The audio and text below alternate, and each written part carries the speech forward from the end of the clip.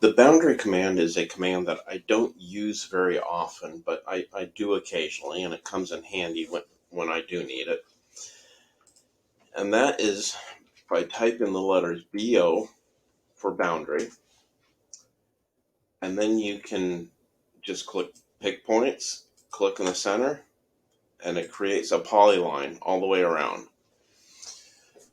Now, what I use this for generally is if I need to get an area, if I pull up my properties, I'll have to pull it over from the other screen. You can see I click on the polyline and I have the area automatically. And of course,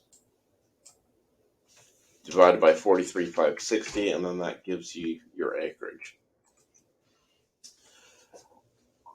I use this instead of hatching because sometimes hatching, AutoCAD has issues with hatching. There was one edition of AutoCAD where I would draw a circle and I would try and hatch the circle, and AutoCAD would tell me not a valid hatch boundary, which is ridiculous, but nonetheless, I use the boundary in this case.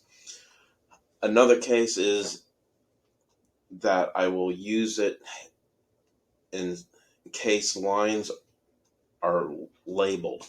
The labels are dynamic, and if I were to turn them into a polyline, I could change the labels.